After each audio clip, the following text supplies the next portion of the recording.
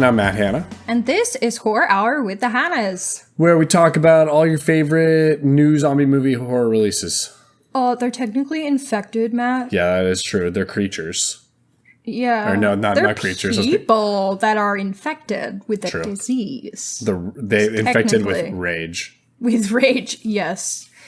I mean literally, though. Yeah. So today we're talking about 28 years later. This has been such a long-awaited movie. This has been in talks for 28 years. Decades. For 2 decades. So it is a very exciting to finally have this. So we'll get into it quickly, but before we do that, this is, again, a horror sequel to 28 Days and Weeks Later. So we asked our friends on the internets what their favorite horror sequels were. All right. Matt, what would yours be? Oh, that's a great question. I don't have one off the bat. Can you name some of theirs and I'll see if I get inspired? Maybe Evil Dead 2, Evil Dead 2013, if we count those. I'm trying to think of other horror sequels I really like. Do we count Terminator 2? No, Terminator's the first Terminator movie is a horror iconic. movie. So maybe. Okay. Heather Stewart on Blue Sky said, Aliens. I have days where I think it's better than Alien, and sometimes it's the other way around. Not better than the original, obviously, but I thought Red Dragon was decent, and in my opinion, better than Hannibal, which I disliked If you like Red Dragon, you should watch the original Red Dragon called Manhunter, which is really good. That I think everyone forgets that there was a Hannibal Lecter movie before Silence of the Lambs, but it doesn't have Anthony Hopkins in it. So, yeah. But anyway, continue. RealRank.net said New Nightmare.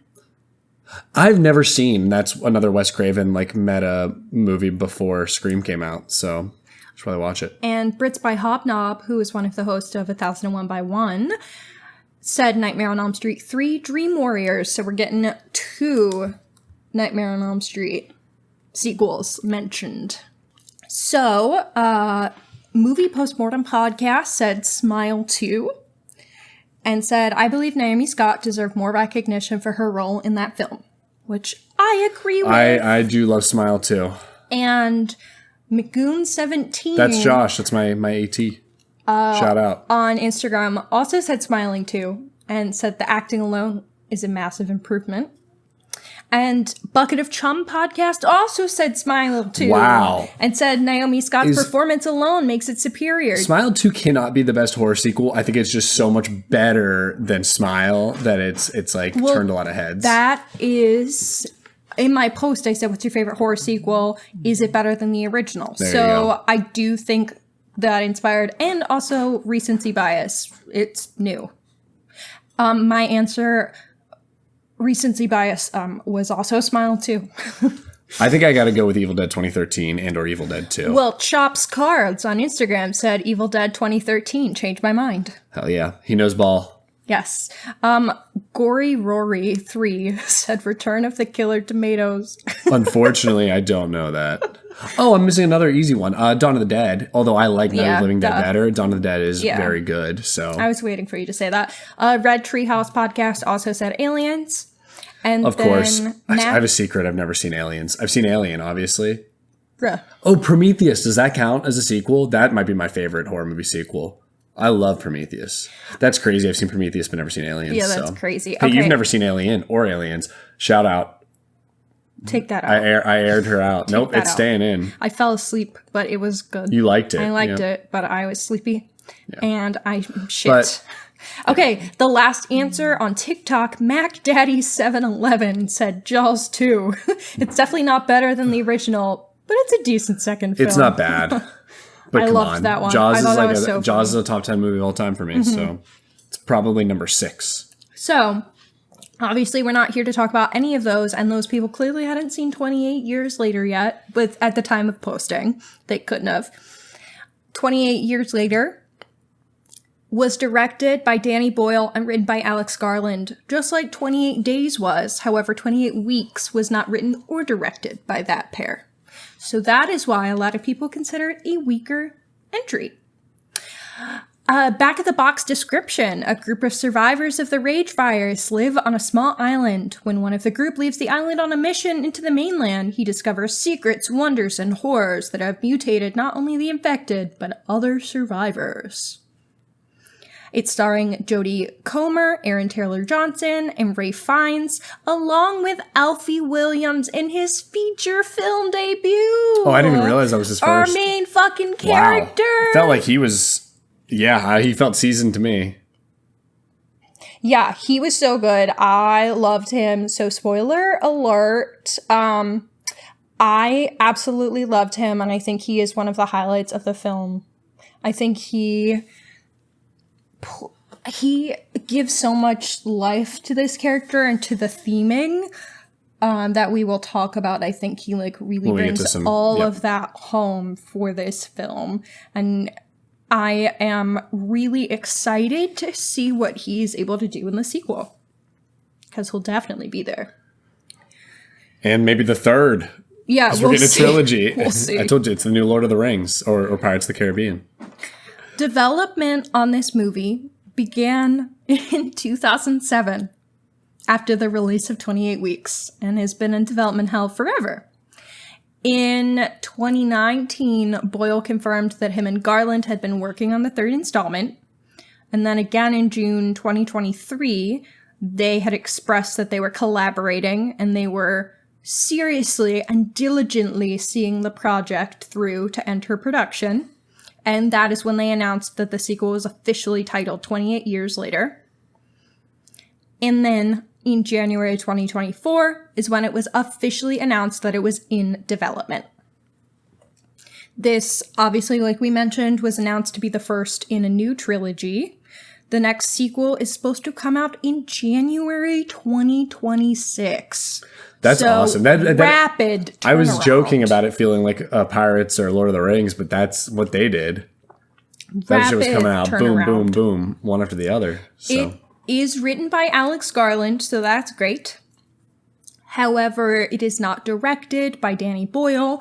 It is directed by Nia DaCosta, who directed Candyman 2021, which was a good movie, so that is nerve-wracking but exciting. And a pretty looking movie, which this was as well, so you kind of got to match that style. And fun fact about her directing Candyman 2021, with that project, she became the first Black female director to debut at #1 at the US box office for weekend opening. It's very, very possible she will do it again. She will beat her own record, perhaps. Yeah. So very exciting stuff. I want to talk about this movie so bad. And then Danny Boyle's coming back for the third one. Okay, gotcha. The reason he didn't do all three is because he said, I'm old and I need a break. They're shooting back to back. Yeah. So all right. I love that. No, that's a lot of good background. I am dying to talk about what I thought about this movie. We're going to go spoiler free. We might reference scenes, but we won't give away major plot points. And we will announce when we're going to do that. Before we get into it, I did want to give a quick shout out to a podcast friend, Queer Horror High Podcast. They're super funny, super fun podcast. So just wanted to say hello, check them out. All right. Great. Be free. Okay. I just want to say right away, I kind of loved this movie in like such a weird way. And a lot of people are saying, well, the first half's good and the second half's not good and all this. You're cowards. The whole thing is good. I'm just going to say it. Like, the whole thing worked for me. It is out there and it's almost experimental. I have to read a Blue Sky post that I made to explain it because this is how I was really feeling. And so I'm pulling it up. I should have been more prepared. Yeah, Matt, what the fuck? Well, Blue Sky's not working now. Yeah, bitch. This is what you get for being unprepared. Come on. Okay. Basically, I can't pull it up, but basically I said this movie is good, great, excellent, profound, disjointed, confusing, campy, out there at times, experimental throughout, and yet I think I loved it. Like, it was such a weird mix of everything, and like, it swings for the fences so big, and it does not connect always, but like, it connects more than it misses. I agree with that. It just works so much for me. Like, I loved it. I absolutely loved the second half of this. I liked the tonal shift change. Like, it's jarring, but it didn't bother me. You know, like, I was here for it. I was along for this ride. Yeah. No. And like the back half that people are complaining about was so moving for me. So like I'm sad to hear people complaining about it when it really was effective. I don't think most people are complaining about the actual plot points of the back half if that were what the movie started off being, to my understanding. I think where people are pissy is that it feels really disjointed from the first 45 to an hour to the second half. And it does feel that way. I think the switch up is a little rough, but I think when I've thought about it quite a bit more about how I feel about it, and if it like genuinely bothered me enough that it would like lower my score, my like if I would recommend this movie, and I've decided it doesn't. I completely agree with you. I think it's thematically really important where this movie goes, and I don't think it would be telling the story that Danny Boyle and Alex Garland want to tell at all if it didn't go where it went. But like they needed the first hour to also tell that story thematically. So it is disjointed. I just don't care. You know what I mean? Like, I just like it for that. And I like it anyway. And it's like, it just works. Even if you feel that way, that's like fine. There are plenty of phenomenal films that are disjointed in that way on purpose. Yeah. These guys aren't dumb. I think they're making this choice. Casino Royale, for example, is a good movie. I love it has Casino Royale. 3 different movies in one movie. It has 5 different movies in one movie. Like it's that is also disjointed. And this has maybe 2 different movies in one movie. Maybe if it had more movies within the movie, it would have felt less disjointed. But I love it for that, and it just like worked so well for me. So like that's just how it is. I don't have a problem. But anyway, I like these 2 distinct halves. It's just doesn't, I think we were unbothered by it because everything else about it was working so well. And I think the crazy stuff that this movie does from the more experimental side makes me more willing to deal with stuff like this because it's already pretty out there. And this movie is not experimental in a typical sense, but for a blockbuster zombie movie, it's doing what I would consider pretty experimental stuff. Yeah, I agree. A lot of juxtaposition of real footage of wars, juxtaposition of footage of wars in movies, really interesting use of recorded dialogue and sound. And I do want to talk about that. The Boots, and it's not a spoiler because it's in the trailer, the Boots poem. Oh, so that's a poem. It's a poem written in 1903 by Rudyard Kipling, and it tells the story of British Army infantrymen stationed in South Africa during the Second Boer War, which obviously the British were there because of colonization, like British colonialism, so bad. And it's basically like the monotony of the march and like being. Yeah, there's a lot of juxtaposition to war throughout this. Yes, and I have a lot to say about that and what I think. Okay, when we get to themes, cool. No, I loved that. Like it just, I was so in on this, just using this splicing in of clips. This is something that people, I think, used to be done more in film, and you don't see it nearly as much. And I think that was a really fun risk for them to take, and for me, it paid off. So and to describe that a little bit more, that I did want to say, because I think it's relevant to the movie. I think it's a choice that was used on purpose. It was voiced in 1915 by actor Taylor Holmes, is like the version we got. It's a dramatic reading that starts off very militaristic, but then, like, by the end, it's getting, like, more hysterical. Okay. Yeah. And you can hear that. I think that's going to be setting us up for sequels as well. Because I have some thoughts, but they're for spoiler time, so. I think Alex Garland right now, he goes through, like, phases of, like, what he is really interested in discussing about in movies. And for a big bit there, it was feminism and, like, fuck men. And now it is fuck war. Sort of. Kind of. I mean, Warfare is not a perfect anti-war movie. To put it so black and white. Like, obviously, there's a lot more nuance to that. But I just don't really know if I see warfare as anti-war, and that's like a big critique I have of it, where I think it needs to be. And we're not talking about warfare right now. It's a hard discussion, to be honest. And I was honestly a little concerned with Garland. I was kind of starting to think maybe he's a hack. No, I like him. This was maybe he's a good writer. So yeah, I am a big. I like Alex Garland. I'm sorry. I know he had a blip there, but I'm still on the Alex Garland train. Yeah, so I thought, like you were mentioning, the experimental bits with like that sound and the footage, I thought was really fucking cool.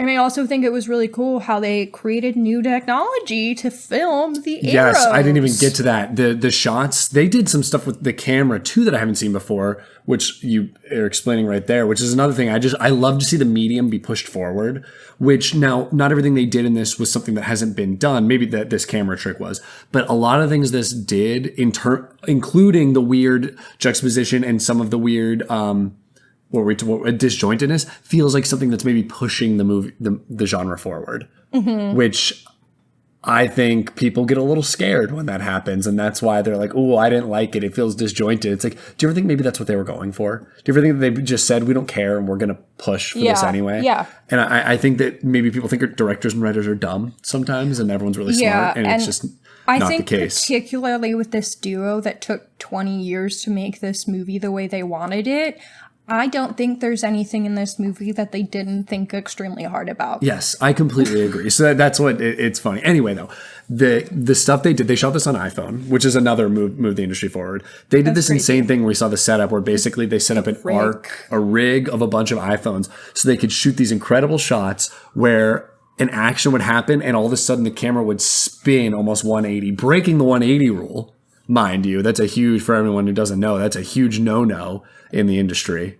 It's a rule you learn to break. This was a immaculate use of breaking that rule and breaking our expectations. And every time that arrow hit, it added to the impact.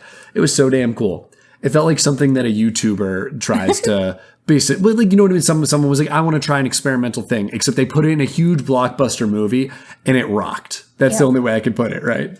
I apologize. I took over there. I got really excited and also needed to call people out. A total of 20 iPhones. It was worth it. Fact. It was so sick. And I think that's actually super fucking cool that they used iPhones, since the original was filmed on a handheld. I think this movie looks dramatically different, because the first one looks like it was recorded on a potato. In a good way, in my opinion. Maybe not for you. Not in my opinion, but that's fine.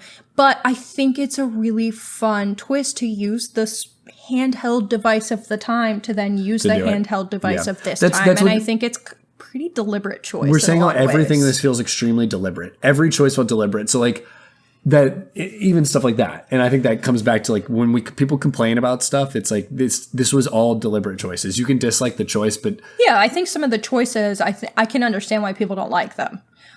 But I do think that they exist for a reason from the artists. 100%.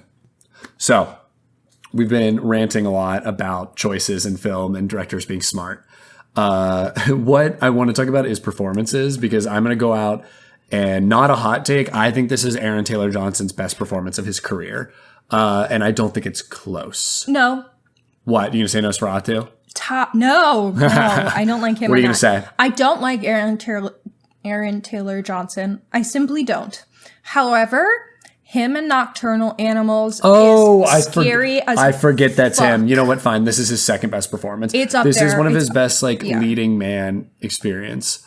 So I really, really liked him in this. Yeah. I thought he was a perfect dad. I thought this role was built for him. And as a guy that I think can be kind of stiff and wooden sometimes, I worked really well. He knocked this out of the park. I think he works best when he's being an asshat.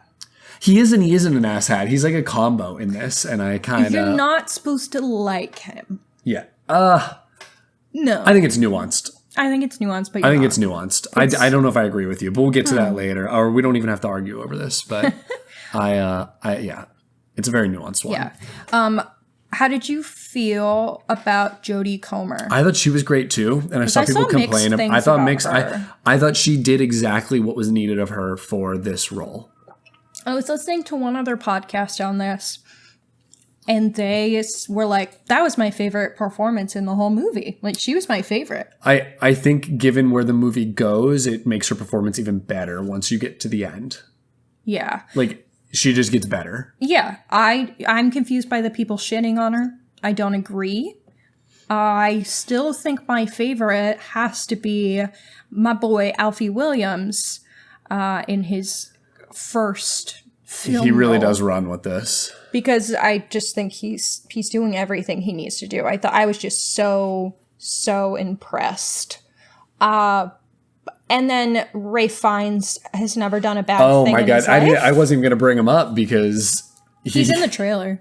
No, but I more mean, like, of course he's good. Yeah. Really, the performances across the board are really good in this. The casting is really great. I'm realizing there's so much stuff I want to talk about when it comes to spoilers, so we got to get there soon. But casting, great. This movie looks good. I will keep talking about the experimental nature of it that I really like. Yeah. And just everything, it really, really worked for me. I had such a great time in the theater. And I think that's like, it's another one of those movies, like how I felt about Sinners, that reminds me of the magic of film and cinema and this art form. And I think really is trying to use the art form to its fullest advantage. And sometimes when you do that, like, you're going to have misses. Sinners, no misses, I would say. But like this, like, it has those misses, but I don't care because it just like makes me love the medium that I already love so much. It reminds me why. So that's why I think that's like why I feel so happy about this. And I'll try not to say that too many times while talking about it. But anything else you want to talk about, non-spoilers, that you have? We did say it's beautiful in a weird way, and it does all kinds of crazy stuff. It's tense as hell. It's actually scary. We didn't even get to that part yet. That is what I would say is that the first section of this film in particular is so tense and it makes you genuinely fear for these characters because you actually have no idea like who is supposed to be the star of this movie, especially from the trailers. I think they are kind of misleading about who is the star of this movie. So I'm like sitting there like, holy shit, Spike is gonna die. I was like, oh my god. Whoa, spoilers. But it was so well crafted, these scenes, and maybe that the camera work we say helped. It just felt like a master behind the camera. Like, Danny really felt like an absolute, in complete control of my emotions throughout the whole movie, to be honest. Even if those emotions maybe were annoyed. Like, I'm gushing about this. I didn't realize I was going to gush this hard, and now I am like thinking about it. I also wanted to say, I think this movie does some really cool world building. This is not a spoiler. Yes, in spoilers, I want to talk about it. And I think we need to do a theory corner. Write that down. I'll write it down. We need to do a theory corner for this because I want to talk. I have some theories about things they want to do for these sequels that I think they're hinting at, but never explicitly stated in this movie. And I think it's really ballsy of them to throw in some pretty interesting world building that they don't elaborate on, to the point of like a movie like what Mad Max Fury Road did, where they just kind of assumed, let us acknowledge. But in this one, I think it has more effect on future movies. So really want to talk about that when we get there. So, do you want to just go into spoilers? I think it's time. I think might as well. I think everyone should go see this though, and then come listen. So I agree. Okay, so let's get into 15-second summaries. So spoiler zone starting now. Now we're entering the spoiler zone. Ladies and gentlemen, welcome to the spoiler zone. After this point, you're going to hear some things that you might not want to hear. Are you ready? Yeah. Okay, let's begin. Young boy and dad trying to instill traditional misogynistic gender roles on son, and then son breaks free of that and does what his own little heart wants. Interesting. I don't know if I have that read, but that's because I think there's a lot more going on. I think there's a lot more, and I panicked while trying to summarize it in 15 seconds. Are you ready? Yeah. okay, first half is coming of age story. Then he comes of age and is like, I'm going to do what I want, and goes on his like little hero's journey that's maybe ill-advised to help his mom. But mom is like, I just got to die because I'm sick. So then she dies, and then kid grows, really comes of age now this time, and is wandering on his own. And that's where we head into the sequel. Yeah. That's what it is. It's like 2 coming of age stories. Or it's the continuation. He believes he's there and he's not fully there. This is Alfie's journey. I don't think he believes Spike's he's journey. there. He tries. No, I think after the first section of the film, he immediately is like, I tried to do what my dad wanted from me, and I realized I am not that person. And also I'm realizing that there's a lot of stuff about my dad that's also shitty that I don't like and I don't want to emulate. And so I'm going to be myself, and what myself wants to do is like fucking love my mom and be sensitive and caring and go get mom help. But he also like learns from dad though. So I feel like he does take on a lot of dad's roles. But in what way besides I can shoot things killing zombies, baby. But that's because it's like a necessity. I don't dislike dad, and so I'll get into that in themes. I think that both parents play an important role, and I can't fault dad for feeling the way he feels. And I don't think it's very black and white in this. The way that like war is not black and white, which war is juxtaposed in this a lot. So yeah, well okay. We'll get but no, this will be good because we can actually maybe debate this a little bit. And I think there's a lot we can pull from this. Like, I don't think this is, I think there are a lot of conflicting themes and a lot of different narratives threads that can be followed. So we don't have to agree on this one. Okay, and now time for our full plot summary. During the initial outbreak of the rage virus, a young boy named Jimmy flees from his house after being attacked by his infected family. He takes shelter at a local church where he finds his father praying. His father gives Jimmy a cross necklace and urges him to flee before allowing himself to be overtaken by the infected and leading them out of the church, enabling Jimmy to escape. 28 years after the second outbreak, the rage virus has been eradicated from continental Europe, while the British Isles remain in indefinite quarantine. Survivor community lives on a tidal island connected by a causeway. Among them are Jamie, a scavenger, his wife Isla, who has an unknown illness, and their 12-year-old son Spike. Jamie takes Spike to the mainland for a coming-of-age ritual. On the mainland, they encounter a pack of infected led by an alpha, a mutated variant of the infected who are stronger and more intelligent. They take refuge in a cottage to evade the infected, and they observe boats patrolling the sea and a distant fire on the mainland. A stampeding deer herd triggers the partial collapse of the cottage, and Jamie and Spike return home across the partially submerged causeway, pursued by the alpha until sentries posted by the villagers use a homemade ballista to kill it. After celebration, Spike witnesses his father, Jamie, kissing Rosie, the village school teacher, and learns that the fire on the mainland was lit by Dr. Ian Kelson, a reclusive survivor who the villagers fear. According to Jamie, Kelson had been seen burning bodies in what appeared to be a ritualistic fashion. Delusioned with his father, Spike secretly returns to the mainland with his mother, hoping Kelson can provide treatment. Swedish soldier Eric and his unit are forced ashore after the patrol boat sinks. Eric is the sole survivor after a pack of infected attack his unit. He encounters Spike and Isla and joins their search for Kelson. The group finds a pregnant infected woman whom Isla helps give birth to an uninfected infant. Believing the baby is infected, Eric kills the mother and prepares to kill the child, but an alpha intervenes and decapitates him. The alpha chases Spike and Isla until Kelson appears and subdues them with a morphine-laced blow dart.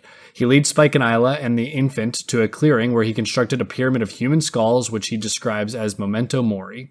After examining Isla, Kelson deduces she has brain cancer. At her request, he incapacitates Spike and euthanizes her with a morphine dart. He cremates her body and preserves her skull for his pyramid. Kelson gives Isla's skull to Spike, who climbs to the top of the pyramid and places it as a memorial. After another confrontation with the Alpha, Spike and Kelson escape, and Kelson encourages Spike to go home with the infant, telling him memento amoris. Spike returns home and leaves the uninfected infant, whom he has named Isla, at the village gate with a note for Jamie explaining her origins and saying he will return when he is ready. Jamie, realizing Spike is alone in the mainland, tries to follow him, but is blocked by the rising tide. 28 days later, while evading a group of infected, Spike is rescued by a gang styled after tracksuit-wearing Jimmy Savile, led by an adult Jimmy from the beginning of the movie. And that's the end of our film. 1973's The Exorcist. 1991's Silence of the Lambs, Black Swan in 2010, and Get Out in 2017. It doesn't happen often, but sometimes the Academy Awards actually do what horror lovers of the world wish they would do, and respect this genre enough to recognize it on the grandest stage. I'm Andrew Corns, host of the Revisionist Almanac, an interactive monthly podcast here to fix the mistakes of the past, and also work to do a better job representing all film genres and not just the Oscars bait that exists. Every episode, I dive into a past film year with a rotating group of guests to look at what won Oscars for Best Picture, Best Director, and the Acting Awards. Revise those winners based on what we think should have won, and then let the actual winners battle our choices in head-to-head online polls where you, the listener, get to have your voice heard and decide the outcome. So come check out the show on all podcast streaming platforms and find the show on every social media platform using the handle RevAlmanac. I can't wait to see you there. This opening hour is what everyone is praising is that they like more. I think they go really well together, as you know. But this whole opening hour basically is this coming of age as he learns the ropes as he leaves town for the first time, where he has to deal with infected. And he's with his dad. And I think it's clear that he's too young for this. But I think he's also in a shit situation where his mother is sick and dad's probably trying to... does need to grow up faster yes. than the average kid. Also, like, and dad's he's obviously clearly living in an epidemic. But I do think part of it is that he is too young yes. for war. Is he, though? Oh, yeah, he is. And there isn't much of a need for them to, like, leave, I guess. Or they say there is. But basically, he has to go to learn to kill zombies and, like, survive. And it's this just amazing, intense scene of him learning and them then leaving. And I really want to talk about this amazing scene of them running from zombies. Like, he does a good job killing those ones early. And the two of them are doing that, like, drawback fire. And I'm just like, this dad threw this boy into the fire. Yeah. Completely. Yeah. And I just think this entire scene's immaculate, and that's why people love it so much. And then obviously we have the Alpha, which is really cool world building to have a new type of zombie. Love that. Monster dong. Very happy to see people hang dong in movies. As everyone knows, Hanna and I prefer more full frontal male nudity. So yeah, whether it was a prosthetic or not, it doesn't matter. You know what? In my mind, I hope it was real for that man.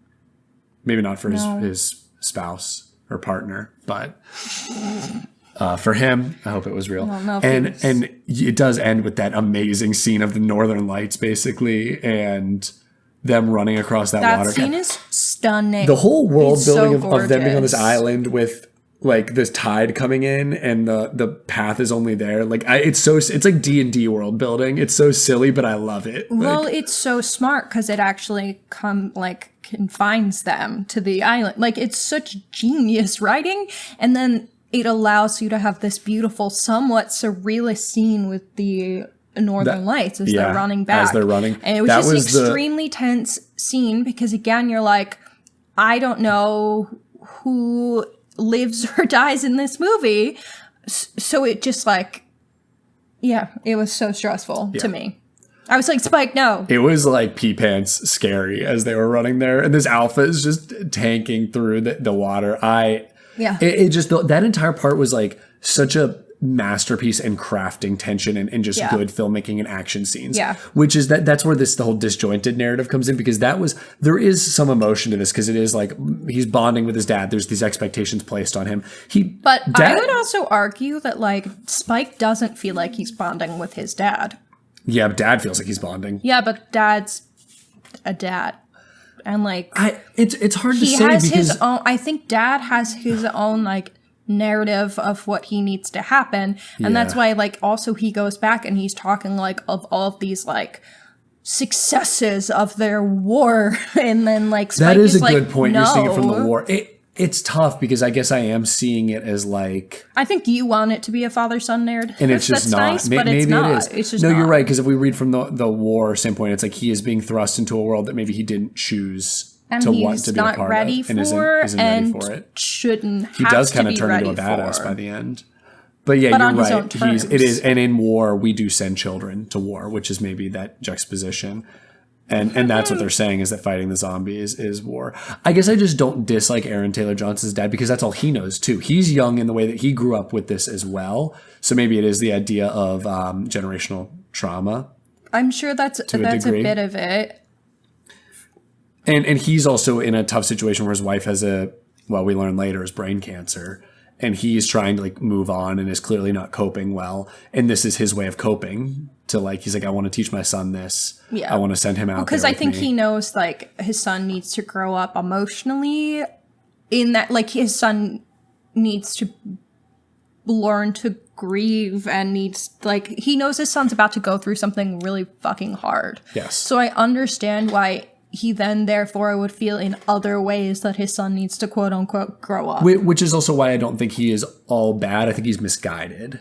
And I do think he's going to have a huge part in the second movie. And I imagine Aaron Taylor Johnson will have redemption at some point. Or he'll turn into the bad guy. Who knows? You would hope, but I don't know. And that I want to get, when I get into theory corner, I'll talk about that more.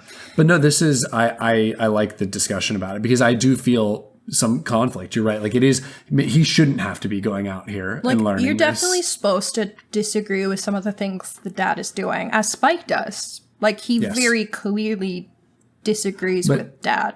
There's also, so I'm going to just get into another theme really quick because a lot of people are talking about how we have not explored a theme in depth yet. Well, I think this goes along with this one and the idea of war is that, the war theme we talk a little bit about. Well, I have a lot more to say about the war theme in the first section of the movie, Ben. There are some theories about that this is kind of a response to COVID times and Brexit. Where with Brexit, the UK was completely separate from the rest of Europe. So they basically were isolated and quarantined the way that in this movie, the rest of Europe and the United States are fine. And the UK is just left to fend for themselves with a bunch of other ships basically around them, keeping people on the island. And they basically have abandoned themselves or have been abandoned in this way. So that was just like kind of another thought when it comes to just the evil of the world, I guess. I also think when we're thinking about it from the militaristic perspective is what I was saying about Garland earlier is I think he's very focused right now on the evils of war. Civil war, I think, is very clearly about that.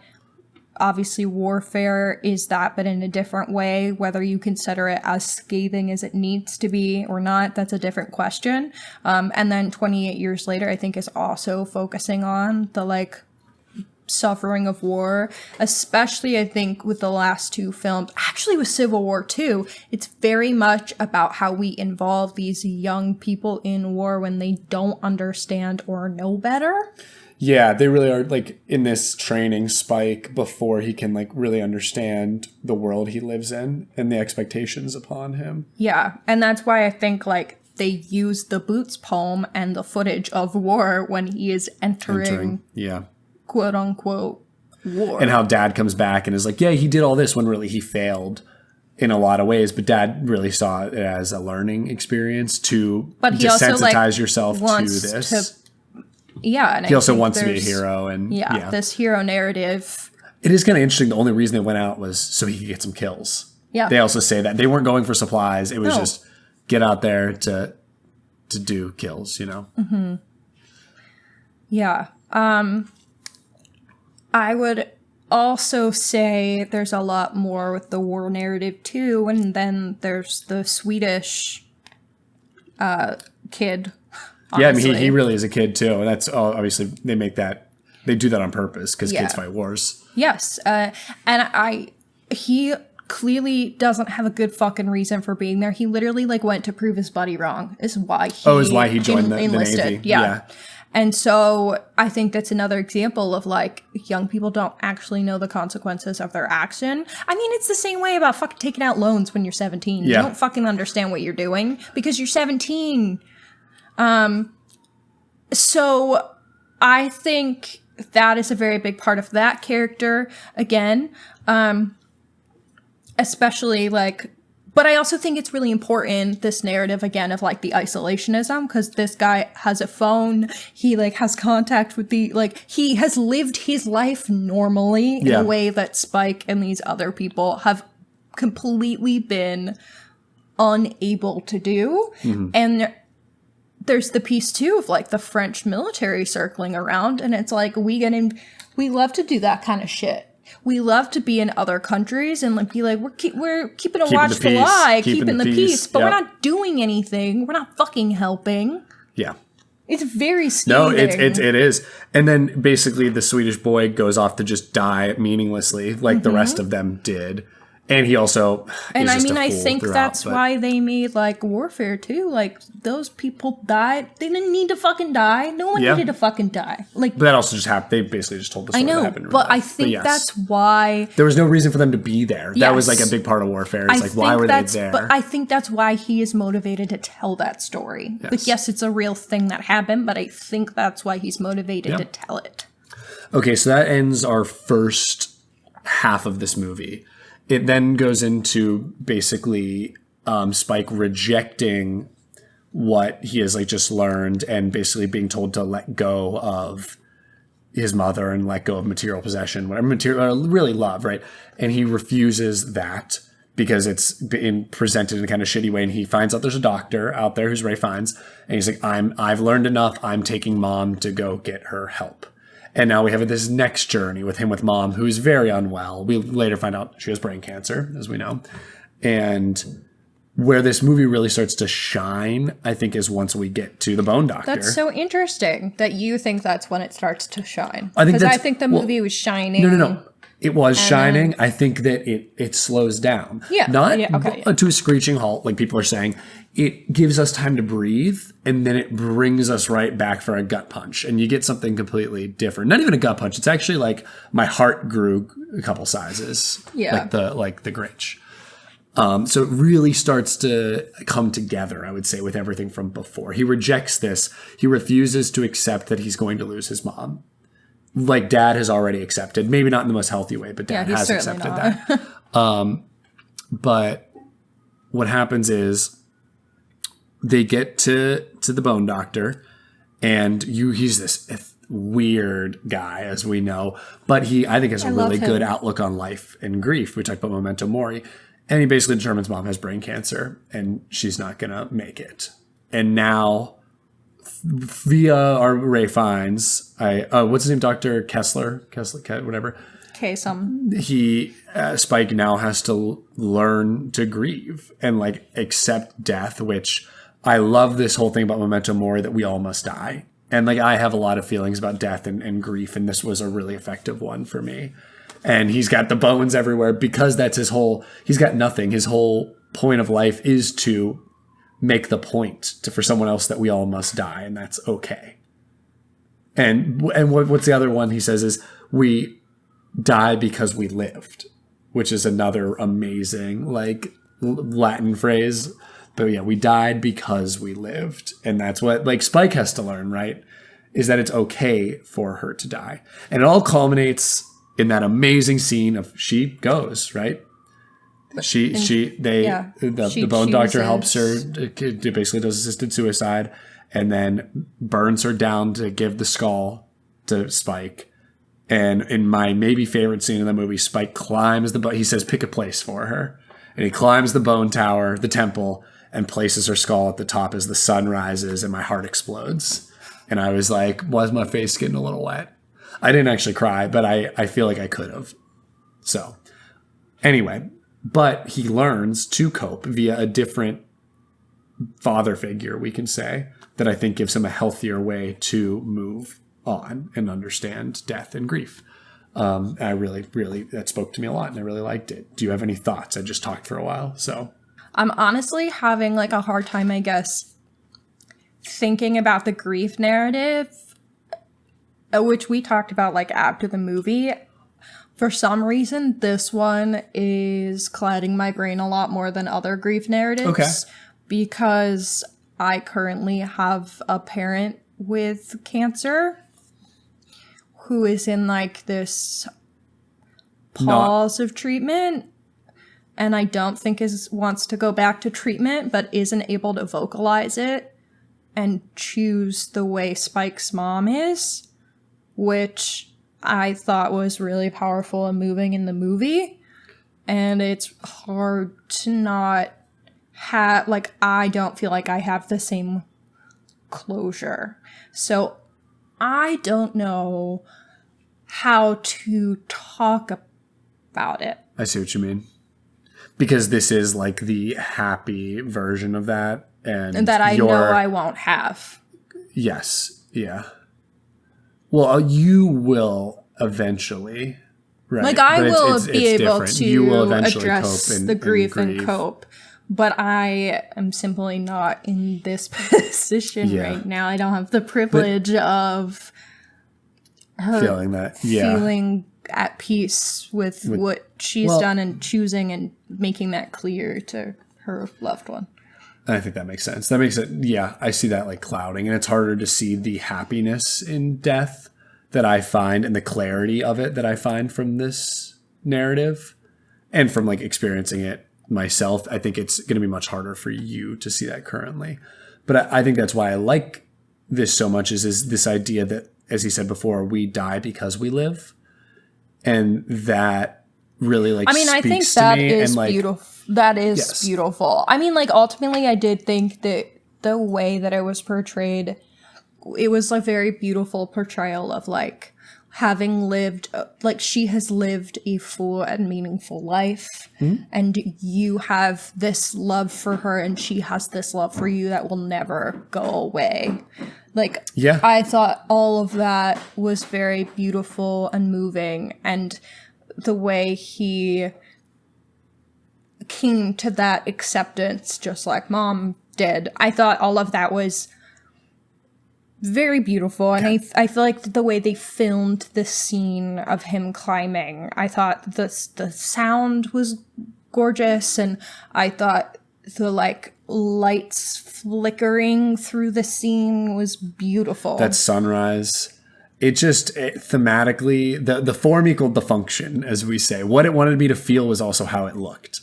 And I don't know. And I think that it's in that moment. And in that moment, he was no longer in a zombie apocalypse, right? Like, it's this moment of clarity in death, accepting that death, accepting his own mortality and what it is to be alive. Because in this world, living is not great. But, like, maybe they can still find that within here. And I just, like, I don't know. It just really, like, worked for me. And I think it's cool, though, that at the halfway point in the movie, he had not yet accepted. He could not accept this grief and death. And Dad's method didn't help, but he did end up finding it on his own. And maybe it was a two-step process. Maybe Dad got him there as well, and then this was what allowed him to find the rest. And I think it's then interesting to go, and now he's off on his own. And we didn't even talk about the fact that an infected had a baby, which is also about life and death as well. Yeah, I still don't know what to do with that in my head and like what that is saying besides like life finds a way, and also Jurassic Park. Also, like, I think it's important in showing like these are people who are infected. Yeah.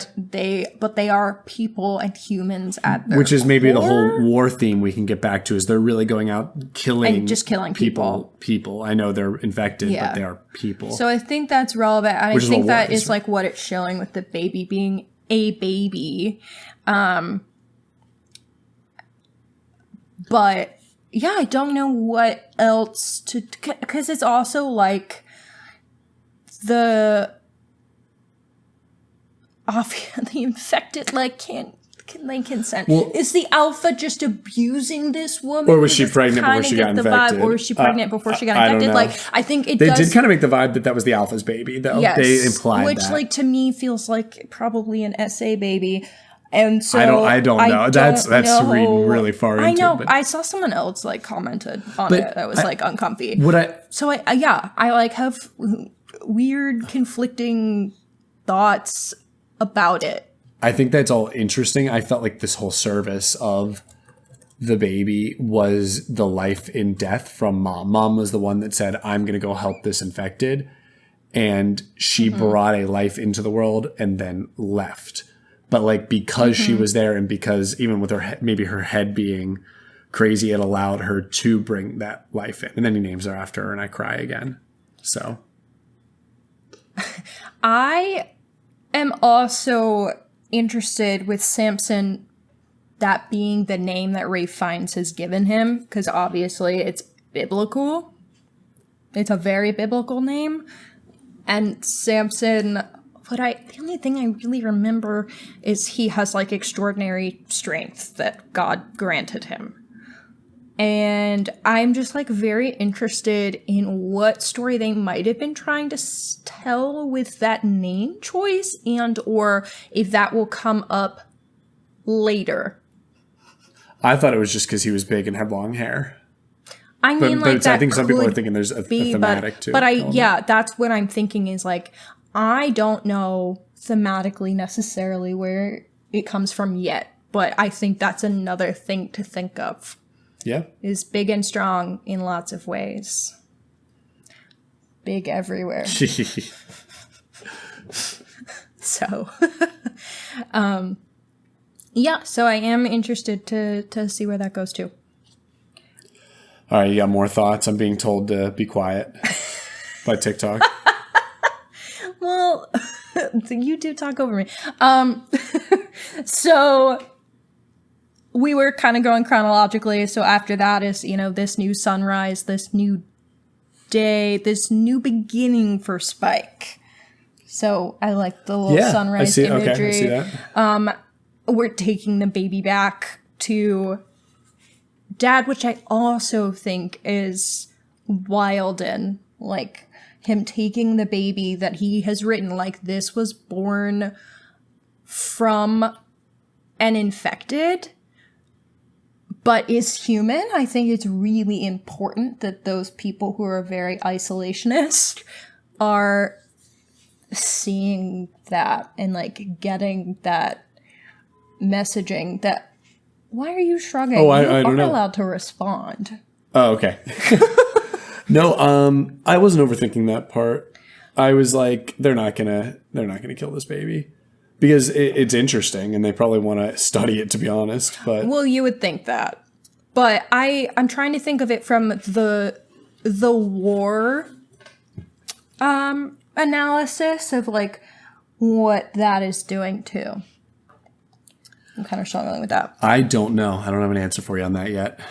There's so much about this movie that I think like I need to think more about thematically, because I think it is doing so much thematically. Like I do think it's doing a lot.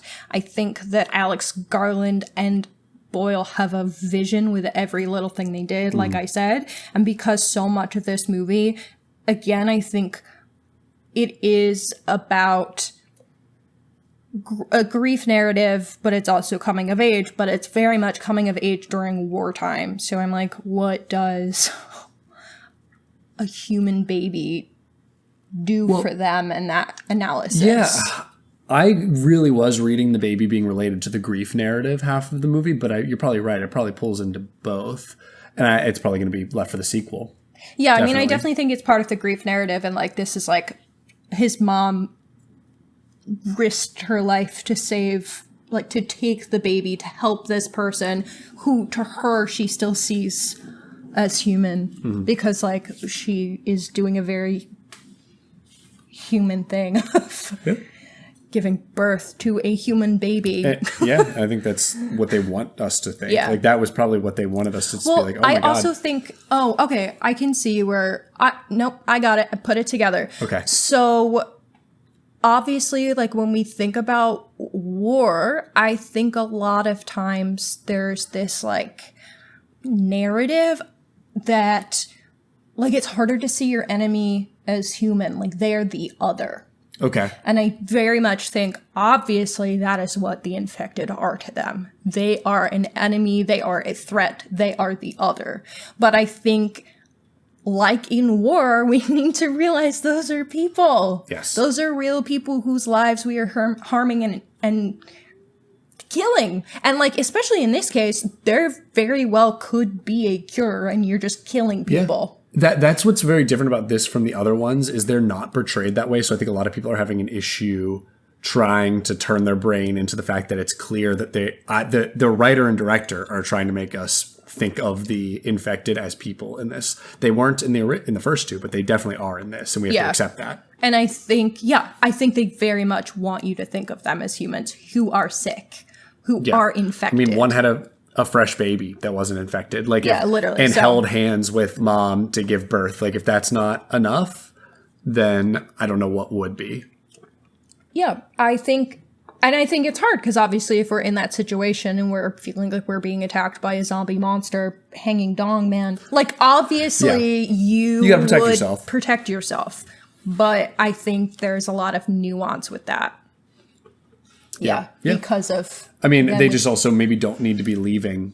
Maybe that's part of it, is like they only left. We've only seen people leave town just to kill them, not to like actually get supplies or anything. Yeah, which is interesting too. Maybe that is the plan, but I feel like that's a choice, a distinct choice by the director. Yeah. And again, with the juxtaposition of the war footage and children going off to war, I don't know how else we would interpret it. Yeah. But yeah. So, I mean, that just seems to be what they want from us, if I'm reading their actions as director and writer correctly.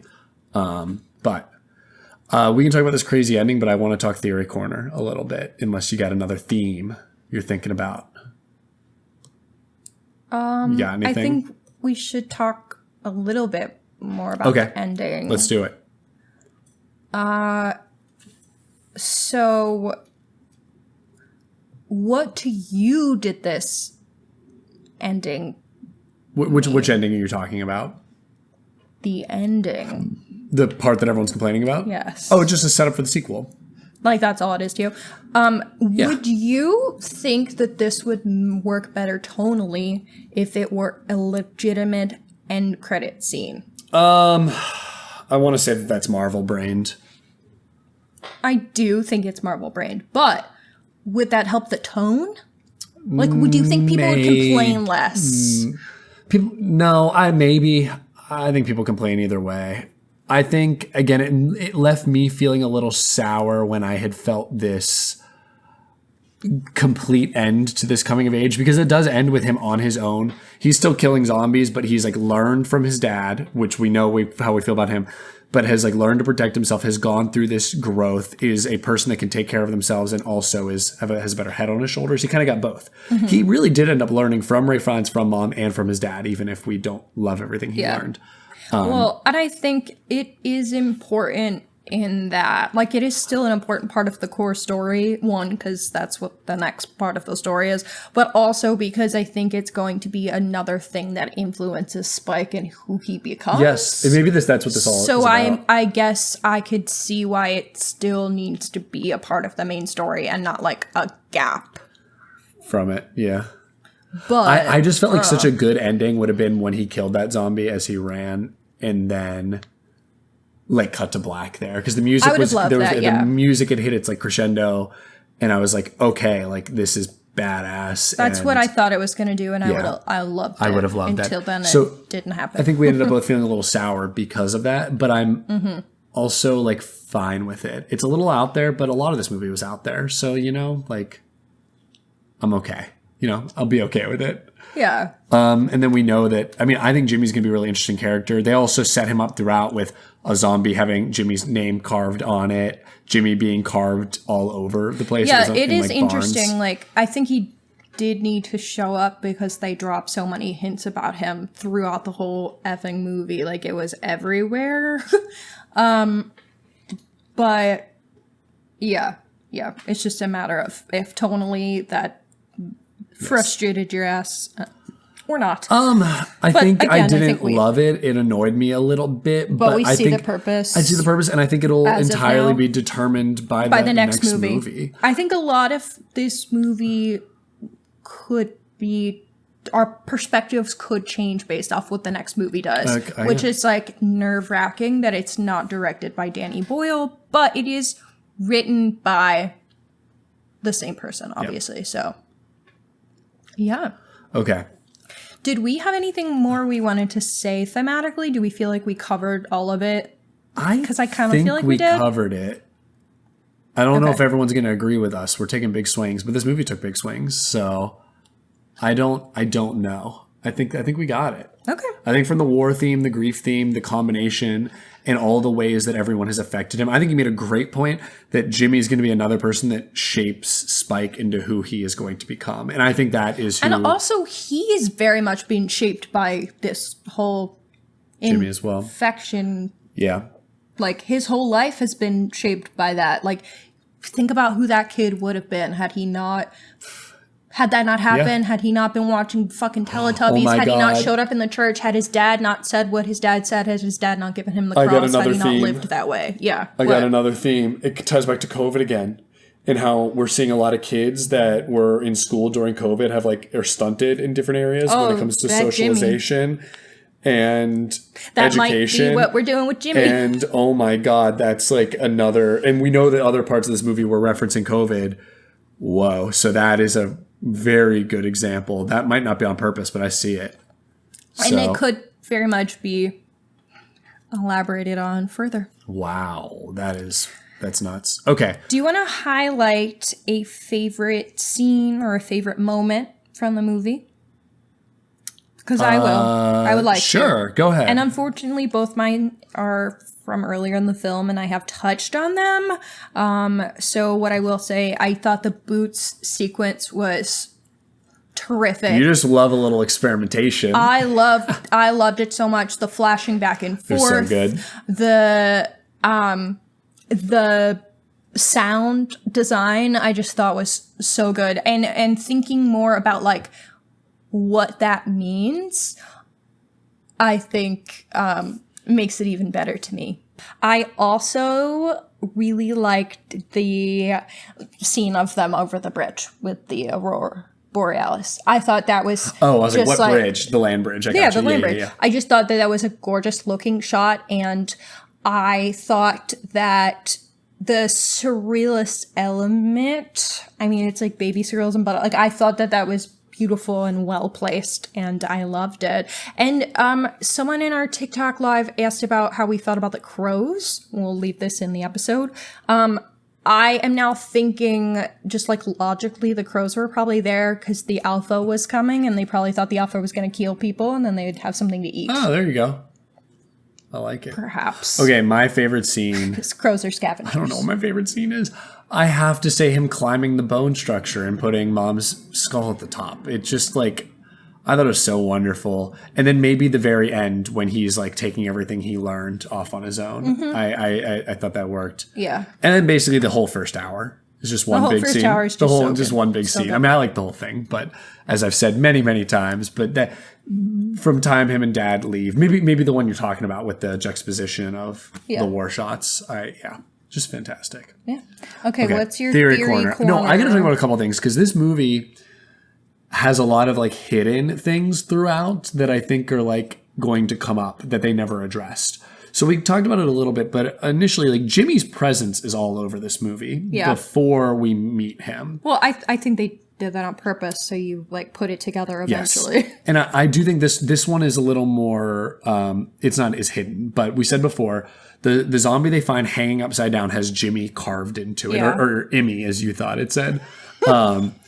And during the movie, I was like, "What's an Emmy?" Which is very weird. Like they didn't kill it; they just hung it upside down. So there's this. We see his name carved elsewhere. So there's clearly this presence outside of the town because they're isolated in here, right? They're little isolationist colony. So you already have that. So there's something going on outside of this. We don't know what Jimmy's exploits are, and we're going to learn that. But the thing that I kept seeing that I was like, when are we going to get to this? There is something sinister and not right about this colony that we're seeing. We're only seeing it via Spike's eyes, right? But there is something going on, and I know this because every time we cut back, they show the children training. There's this weird like religious element and this weird mask that they have. And mask is scary. They keep showing this scary mask that they wear. But they don't do anything with. They don't do anything, but it's like kind of implying there's this like religious cult presence going on. They also have like the mission sign that talks about we go out because I forget what its slogan exactly is. So I think there is something sinister and something evil that this town is doing that we have not yet seen. And I don't know if Jimmy is going to be pitted against them or if Spike's going to be pitted against them. And pit it against his dad. But I just have a feeling that this town is not exactly as what we've seen. We've only seen it through a child's eyes. What do you think? And like, what did you take away from those shots? I definitely, the mask shots are what would do that for me. The mask, of like the girl standing in the middle of the room with like a mask on or something. Like, yes. I did think that was incredibly creepy, but obviously it's deliberate and it's there for a reason, and we don't have that reason yet. So that is very interesting. But I don't know what it means or where it's going. I understand why you think it's very sinister. I do think part of it is, again, with they are, everything they're teaching these kids is about fighting and about survival and about war. Like, it's not actual knowledge. It's not actually moving forward. Like, nothing They're not they're progressing. doing is It's been 28 years. their and, kids to progress It's been society 28 years in and any all way. they've learned to do is kill infected. So I do think that those things are inherently going to strike us as, like, not great. But I don't know how much more sinister from there it'll get. I have to imagine. I mean, that was in there for a reason. We didn't get It's there for a anything. reason, so I'm excited to see the reason. I think it's more the idea of like that nothing is all black and white. Right now, to us, the town seems good, and maybe it's more gray. Maybe it's bad. So I don't know. Yeah. But that was my big theory. And then that's what I'm saying is there's a lot of like oppressive imagery from both Jimmy and from this town throughout that is never elaborated on. So I just have to imagine we're going to find out. I don't know. And I'm interested. I think it's a really good setup as we follow Spike is who I think is going to be our protagonist throughout this. And as we said before, I think it's really going to be about how he becomes who he is. And that probably leads back to why it's disjointed, is because these are all moments in Spike's life as he becomes the person he's going to be. Yeah. And that's what we're seeing. So, Yeah. and I like it for that. So, is there anything else we want to say? I really don't want to miss anything, but if you got anything, I think I've said my piece. I do feel like I've said my piece. The last things we have to do is rate it. And we're going to do instead of a this or that today, we are going to do an Alex Garland writing ranking. Oh, writing rank. Okay, so we're doing that right now? Yeah, let's do that. All right, and then hit me we'll up with rate it. it last. Let me make sure I'm on the screen. Okay, so Alex Garland, we are going to rate the movies he's written. If you can think about it from the context of the writing, not the actual end movie. product, I think that's more productive since some of the movies he did not direct. Okay, I'll try my best.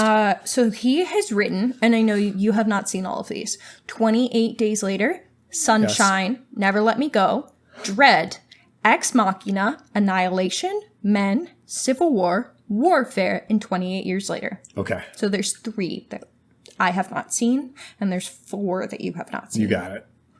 So for me, I would say Ex Machina is my favorite. Okay. Followed probably by Annihilation, but I need to rewatch it. It's been a while. Followed by Civil War. Probably followed by 28 Years Later. And then the last 3, I don't know. Probably 28 Days Later, then Men, then Warfare. Okay. So now you just want me to rate them in order of best, what I think is the best writing? Yeah. And Warfare's last because, I mean, it's like a story in a day. That, Sure. Like, I just don't know where to put that compared to what the other films are doing. Are you ready? Annihilation, number 1 for writing. Okay. Ex Machina, number 2. 28 Years Later, number 3. That's still the same. No, that's slightly different. But Then 28 Days Later, 4. Then Warfare and Men tied for last. I don't know. Okay. Yeah. But just in terms of writing, I think Annihilation is the most nuanced, but it's also based on a book. It's different than the book thus far. It's different. Okay. Well, either way, I think that it has some of the most rich themes, some of the most interesting metaphors and allegories. So that's why I put it ahead. Although Ex Machina, I think, is like a pretty perfect script. I'm saying perfect. In terms of like what I'm looking for out of it, Annihilation. I also like things that take a big swing, and I love Ex Machina, which is why I love 28 Days Later. Big swings, baby. That's why I love a movie like Us. Yeah. I'm really excited for you to see Civil War at some point because I think it takes what he's doing and writing it 28 Days Later, and I think it's improved. It has a similar structure. I think it's just improved. Yeah, but with zero more subtext. Civil War? That's ridiculous. Is it? Oh, no, okay. it's All right, thematically maybe richer, in my opinion. But I'm That's talking about why I it's on the rated it there. surface, is it not? Can you stop talking Oh, over okay. me? My bad. I don't know how on the surface it is. You should watch it, and then you'll know. All right, let's rate this and then answer people's questions. We will be covering Annihilation on the podcast this summer, so keep an eye out. Okay, we'll rate it. What's your final rating out of 10? I still think I'm an 8 out of 10. There's a lot about it that I liked, but my enjoyment was unfortunately halted by the bits of tonal shift. I get it. But I still like the movie. I still recommend the movie. I still think people should see the movie. And I really appreciate it for the big swings it takes. All right. Maybe higher. I don't know. You could catch me on a different day. Yeah, go ahead. Out of 10. I am giving it a 9. I am giving 28 years later 9 alpha dongs out of 10 alpha dongs. Hell yeah. Many alpha dong. Yep. So big 9 for me. Let's do the plus 5 minus 5. Dong. Let's do plus 5 minus 5 rating. Okay. So the -5 to +5 rating scale, as a reminder to our friends at home, it is more of an enjoyment scale, how much we'd recommend the movie kind of thing. Versus like level of good that we think for the other one. So negative means we would not recommend it, and a positive score means we definitely recommend it, and a 0 would mean it's a very neutral movie for us. So I know I just gave it an 8 out of 10, but I will give it like a 4.5, 5 out of 5. Giving it plus 5 out of 5. This is a go see this. Yeah. I enjoyed the hell out of it. I want people to watch it, and I want more movies to take the swings it takes. So that's why I get the plus 5. Exactly.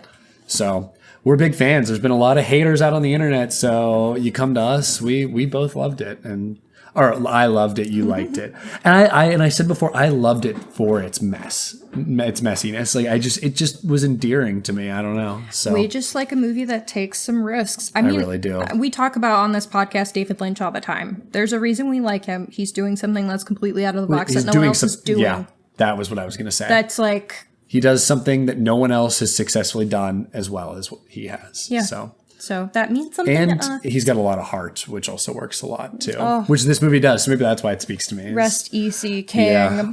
We're going to go to his grave in LA at some point. We've never even been to LA, and that's one of my spots that I would like to stop. So, okay, well, we are all done with the podcast here. So I have been Matt Hanna. And I'm Hannah. Thank you so much for listening. Go see this movie. Bye. Zombies are cool. Thank you for listening to Horror Hour with the Hannas. Make sure to listen to future episodes on Spotify, Apple Podcasts, Amazon Music, or wherever else you can find podcasts. You can also find us on YouTube, where we post episodes and shorts. You can follow us at Horror Hour with the Hannas on TikTok and Instagram, as well as at Horror Hour on Blue Sky for more content. If you like the podcast, please follow and leave a review on your favorite podcasting app. Happy hauntings!